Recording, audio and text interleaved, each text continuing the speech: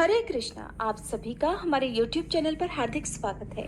इससे पहले के अध्याय को इतना प्यार देने के लिए आप सभी का हार्दिक आभार। और आप में से अधिकतर लोगों ने देवउठान एकादशी की कथा भी हमारे चैनल पर सुनी, जिसके लिए एक बार फिर से आप सबका बहुत बहुत धन्यवाद। आज आप रसपान करेंगे कार्तिक मास महात्म्य के अध्याय 27 का और सुनेंगे साथ ही कुब्जा की कहानी, क्योंकि आप में से बहुत सारे लोग कुब्जा के बारे में जानना चाहते हैं। आपको मैं बता दूं कि इससे पहले का जो अध्याय आपने सुना था उसमें श्री सूत जी महाराज ने कार्तिक मास महात्म्य की जो भी कथाएं सुनाई थी वो समाप्त हो चुकी हैं। यानी कि श्री सूत जी महाराज द्वारा सुनाया गया कार्तिक मास महात्म्य संपूर्ण हो चुका है। अब आप अगले कुछ दिनों में भगवान श्री कृष्ण और भगवान विष्णु की कथाएं सुनेंगे। आज के इस वीडियो में आप जानेंगे तुलसी जी की महिमा के बारे में। कार्तिक महीने में जो भी भक्त नित्य स्नान करके पवित्र होकर कोमल तुलसी दल से भगवान विष्णु की पूजा करते हैं, वह निश्चय ही मोक्ष प्राप्त करते हैं। पूर्व काल में भक्त विष्णुदास भक्ति पूर्वक तुलसी पूजन से शीघ्र ही भगवान के धाम को चला गया और राजा चोल उसकी तुलना में गौण हो गए। तुलसी जी से भगवान की पूजा पाप का नाश और पुण्य की वृद्धि करने वाली है। अपनी लगाई हुई तुलसी जितना ही अपनी जड़ को फैलाती है, उतने ही सहस्त्र युगों तक मनुष्य ब्रह्मलोक में प्रतिष्ठित रहता है। अगर कोई तुलसी मिले जल में स्नान करता है तो वह पाप मुक्त होकर धन्य हो जाता है।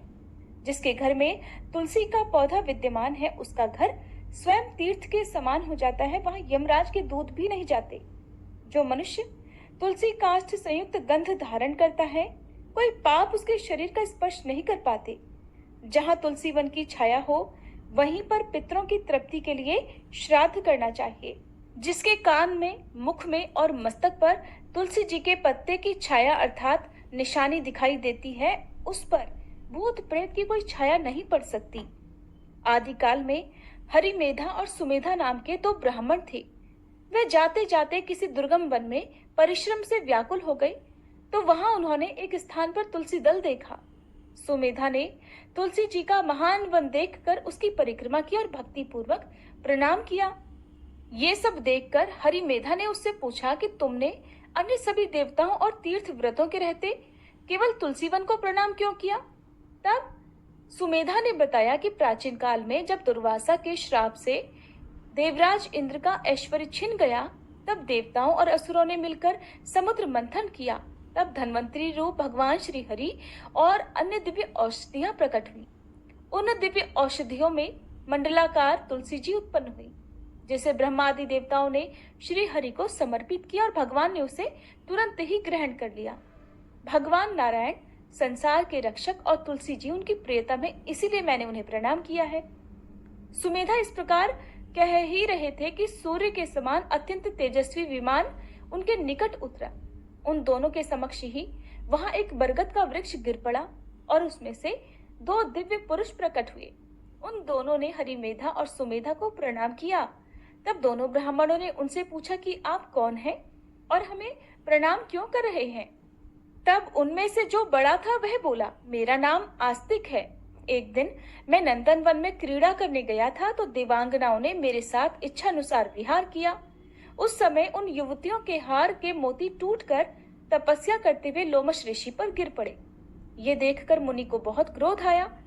उन्होंने सोचा कि स्त्रियां तो परतंत्र होती हैं, अतः ये उनका अपराध नहीं, अवश्य ही दुराचारी आस्तिक ही श्राप के योग्य है। ऐसा सोचकर उन्होंने मुझे ही शाप दे डाला कि अरे तू ब्रह्म राक्षस होकर बरगद के पेड़ पर निवास कर।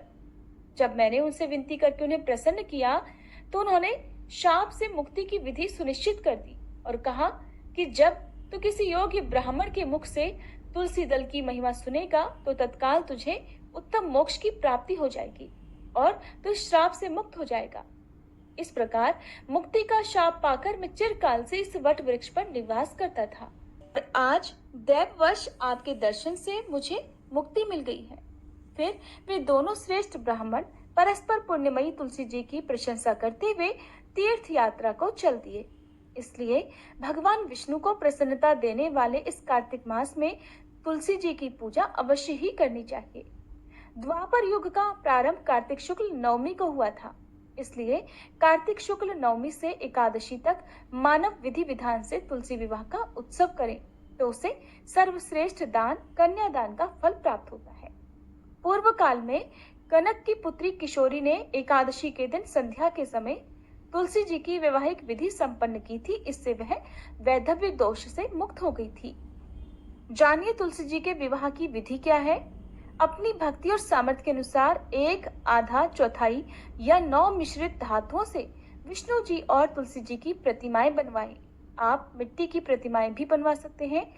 फिर तुलसी जी और भगवान विष्णु की प्रतिमा में प्राण प्रतिष्ठा करके स्तुति आदि के द्वारा भगवान को निद्रा से जगाएं। फिर पुरुष सूक्त से वह षोडशोपचार से पूजा करें। पहले देश काल स्मरण करके गणेश जी का पूजन करें। फिर पुण्याह वाचन करके वेद मंत्रों का उच्चारण करते हुए शंख और घंटी बजाते हुए भगवान विष्णु की प्रतिमा को तुलसी जी के समीप लाकर रख दें। प्रतिमा को सुंदर वस्त्र और अलंकारों से सजाएं। तुलसी जी की प्रतिमा के स्थान पर आप तुलसी जी के पौधे का भी प्रयोग कर सकते हैं। उस समय भगवान का आह्वान इस मंत्र से करें। आगच्छ भगवत देव अर्चयध्यामि केशव, तुभ्यं दास्यामि तुलसीम सर्व काम प्रदो भव।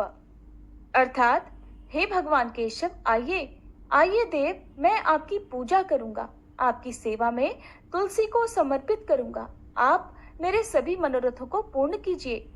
फिर 3-3 बार अर्घ और पाद्य अर्पण करके भगवान को समर्पित कर दें। फिर कांसे के पात्र में दही, घी और शहद रखकर उसे कांसे के ढक्कन से ढककर भगवान को अर्पण करते हुए इस प्रकार कहें कि हे श्री हरि, हे वासुदेव, आपको नमस्कार है, यह मधुपर्क ग्रहण कीजिए। फिर दोनों को एक दूसरे के समक्ष रखकर मंगल पाठ करें। इस प्रकार गोधूली बेला में जब भगवान सूर्य कुछ कुछ दिखाई देते हैं तब कन्यादान करने का संकल्प करें और भगवान से प्रार्थना करें कि आदि, मध्य और अंत से रहित त्रिभुवन प्रतिपालक हे परमेश्वर, आप तुलसी जी को विवाह की विधि से ग्रहण कीजिए। यह वृंदावन की भस्म में स्थित रही हैं और आदि, मध्य और अंत में शून्य है। आपको तुलसी जी अत्यंत प्रिय है, अतः मैं इन्हें आपकी सेवा में समर्पित करता हूँ। मैंने जल के घड़ों से सींचकर और अन्य सभी प्रकार की सेवाएं करके अपनी पुत्री की तरह इन्हें पाला पोसा और बढ़ाया है और आपकी तुलसी आपको ही समर्पित कर रहा हूँ। इसलिए हे प्रभु, आप कृपा करके इसे ग्रहण कीजिए। भगवान विष्णु को फिर तुलसी जी का दान करके तुलसी जी और भगवान विष्णु की पूजा करें। अगले दिन प्रातः काल में फिर से पूजा करें। अग्नि की स्थापना करके उसमें द्वादक्षर मंत्र से खीर, घी, मधु और तिल मिश्रित द्रव्य को 108 आहुति दें। आप चाहें तो पंडित जी को बुलवाकर होम की शेष पूजा भी करवा सकते हैं। तब भगवान से प्रार्थना करके कहें कि हे प्रभु, आपकी प्रसन्नता के लिए मैंने यह व्रत किया। इसमें जो कुछ भी कमी रह गई हो वह आपके प्रसाद से पूर्णता को प्राप्त हो जाए। अब आप तुलसी जी सहित बैकुंठ धाम को पधारें। आप मेरे द्वारा की गई पूजा से संतुष्ट होकर मुझे कृतार्थ करते रहें। इस प्रकार व्यक्ति तुलसी विवाह का पारायण करके फिर भोजन करे और भोजन करने के बाद तुलसी जी के अपने आप गिरे हुए पत्तों को खाकर सभी पापों से मुक्त होकर भगवान के धाम को प्राप्त हो जाता है। भोजन में आंवला और बेर का फल खाने से हर प्रकार का दोष दूर हो जाता है। अगले अध्याय में मैं आपको बताऊंगी कि तुलसी दल किस प्रकार से तोड़ना चाहिए, तुलसी दल कब कब तोड़ना चाहिए, कब नहीं तोड़ना चाहिए। ये जानने के लिए आप अगले अध्याय को जरूर सुनिएगा। अब सुनिए कुब्जा की कहानी। कुब्जा मथुरा के राजा कंस के दरबार की एक कुबड़ी दासी थी। हालांकि वह कुबड़ी थी लेकिन बहुत सुंदर थी और वह कंस के महल में हर दिन फूल, चंदन और तिलक आदि ले जाने का काम किया करती थी। जब भगवान श्री कृष्ण कंस वध के उद्देश्य से मथुरा आए तब उन्होंने कुब्जा का कुबड़ापन ठीक कर दिया था। कुब्जा श्री कृष्ण से प्रेम करने लगी थी। भगवान ने उसे अपना कार्य सिद्ध हो जाने के बाद उसके घर आने का विश्वास दिलाया था और उसे विदा किया था। फिर बाद में कृष्ण भगवान ने उद्धव के साथ कुब्जा का आतिथ्य स्वीकार किया। तब कुब्जा ने श्री कृष्ण से वर मांगा कि वे चिरकाल तक उसके साथ वैसे ही प्रेम क्रीड़ाएं करते रहें जैसे वो अन्य गोपियों के साथ करते हैं। कुब्जा उद्धार की कथा बहुत ही रोचक और शिक्षाप्रद है। कंस की नगरी मथुरा में कुब्जा नाम की एक स्त्री थी। जब एक बार भगवान श्री कृष्ण कंस के वध के उद्देश्य से मथुरा में आए तो सबसे पहले उनकी मुलाकात कुब्जा से हुई। बहुत ही कम लोग थे जो कुब्जा को जानते थे और कुब्जा का नाम, जैसा कि आपको पता ही है कि वह कुबड़ी थी, इसलिए उसका नाम कुब्जा पड़ा। जैसे ही भगवान कृष्ण ने देखा कि उसके हाथ में चंदन, फूल और हार इत्यादि हैं और बड़े ही प्रसन्न मन से वह लेकर जा रही है, तब श्री कृष्ण ने कुब्जा से प्रश्न किया कि ये चंदन और हार फूल लेकर इतना इठलाते हुए तुम कहाँ जा रही हो और तुम हो कौन? तब कुब्जा ने कहा कि मैं कंस की दासी हूँ। कुबड़ी होने के कारण ही सब मुझे कुब्जा कहकर पुकारते हैं और अब तो मेरा नाम भी कुब्जा पड़ गया है। और मैं ये चंदन, फूल, हार लेकर हर दिन महाराज कंस के पास जाती हूँ और उन्हें ये सामग्री प्रदान करती हूँ और इसी से वो अपना श्रृंगार किया करते हैं। तब श्री कृष्ण ने कुब्जा से आग्रह किया कि तुम ये चंदन और हार मुझे दे दो, ये चंदन मुझे लगा दो, ये फूल हार हमें चढ़ा दो। कुब्जा ने तो साफ इनकार कर दिया, कहने लगी, नहीं नहीं, ये तो केवल महाराज कंस के लिए है, मैं किसी दूसरे को ये नहीं दे सकती। जो लोग आसपास एकत्र होकर उन दोनों के बीच का ये संवाद सुन रहे थे और इस दृश्य को देख रहे थे, वो मन ही मन ये सोच रहे थे कि कुब्जा भी कितनी जाहिल गंवार है। साक्षात भगवान इसके सामने खड़े होकर आग्रह कर रहे हैं और वो है कि नहीं नहीं की रट लगाई जा रही है। वो सोच रहे थे कि इतना भाग्यशाली अवसर भी वह हाथ से गंवा रही है और ऐसा अवसर तो बहुत ही भाग्यशाली लोगों को मिलता है। जो फूल, माला और चंदन वह भगवान कृष्ण को चढ़ाना चाहिए, उन्हें ना चढ़ाकर वे पापी कंस को चढ़ा रही है। अब इसमें भला कुब्जा का भी क्या दोष था?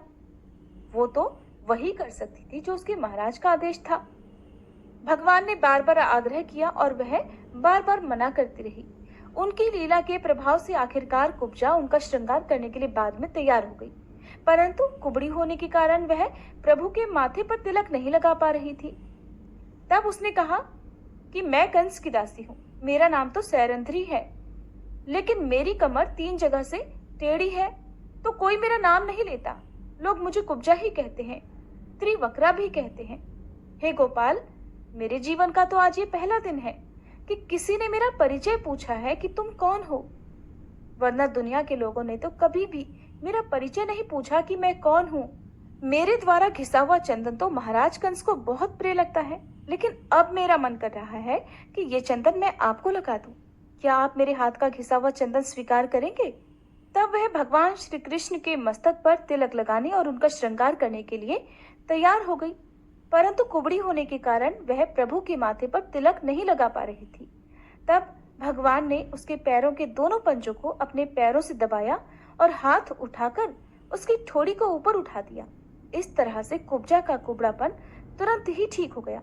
अब वह श्री कृष्ण के मस्तक पर चंदन का टीका लगा सकी। कुब्जा के द्वारा फिर बहुत आमंत्रित करने पर भगवान कृष्ण ने उसके घर जाने का वचन उसे देकर उसे विदा किया। फिर बाद में भगवान कृष्ण ने उद्धव के साथ कुब्जा का आतिथ्य स्वीकार किया और कुब्जा के साथ प्रेम क्रीड़ाएं भी की, बिल्कुल वैसी जैसी वो अन्य गोपियों के साथ किया करती थी। और अगर आपको ये कहानी पसंद आई हो तो वीडियो को लाइक करके हमारे चैनल को सब्सक्राइब करना मत भूलिएगा।